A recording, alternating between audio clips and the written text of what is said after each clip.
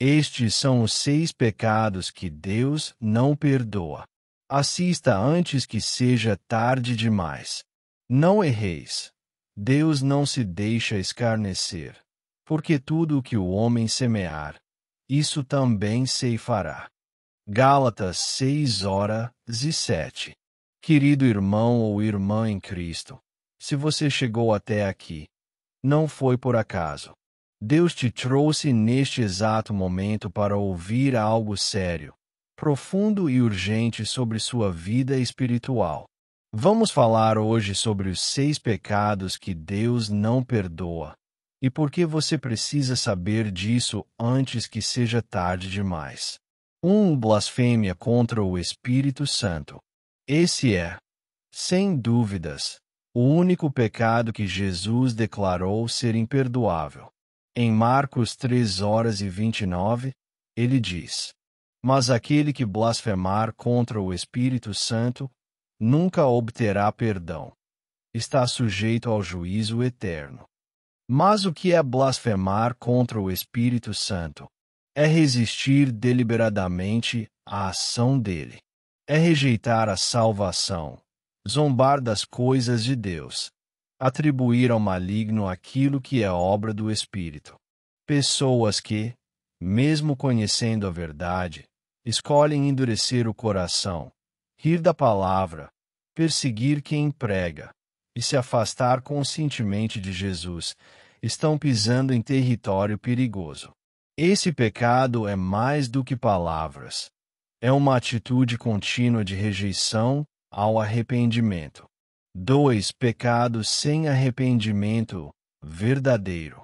Deus perdoa todo pecado, desde que haja arrependimento verdadeiro. O problema está em viver no erro sem remorso, sem intenção de mudar, sem temor de Deus. Muitos dizem: depois eu peço perdão. Mas o coração vai se tornando insensível, frio, endurecido. E então, já não se pede mais perdão. Veja o que diz Hebreus 10:26. Porque, se pecarmos voluntariamente, depois de termos recebido o conhecimento da verdade, já não resta mais sacrifício pelos pecados. Você entende isso?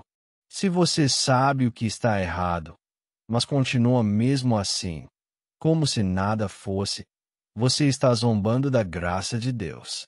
3. Apostasia. Abandonar a fé e negar Cristo. A apostasia é quando alguém conheceu Jesus, viveu os milagres, experimentou o Espírito Santo, mas depois nega a fé e passa a viver contra tudo isso. Em Hebreus 6:6 lemos: É impossível que aqueles que uma vez foram iluminados e caíram sejam outra vez renovados para arrependimento. Não estamos falando aqui de alguém que caiu em pecado e voltou. Estamos falando de quem abandonou Jesus com convicção, virou as costas e cuspiu no Evangelho. Negar a Cristo deliberadamente, após conhecê-lo verdadeiramente, é um caminho perigoso, onde o Espírito Santo já não é bem-vindo. Cuidado! O inimigo quer exatamente isso. 4. Pecados contra o próximo que não são reparados. Jesus foi muito claro sobre isso. Em Mateus 5:23-24 ele disse: Se você estiver apresentando sua oferta no altar, e ali lembrar que seu irmão tem algo contra você, deixe a oferta, vá reconciliar-se com seu irmão e então volte. Sabe o que isso quer dizer? Deus não aceita adoração, oração, jejum, louvor, se o seu coração está sujo contra o próximo. Se você roubou e não devolveu. Se feriu alguém e nunca pediu perdão. Se vive com ódio, inveja, calúnia, julgamento, e não faz nada para mudar. Isso pode ser uma porta fechada entre você e Deus. O arrependimento precisa vir com ação. 5. Pecado de orgulho espiritual. Esse talvez seja o mais sutil de todos. É aquele pecado de achar que é melhor do que os outros, que sabe mais, que julga todo mundo, que aponta o dedo. Mas veja o que Deus diz.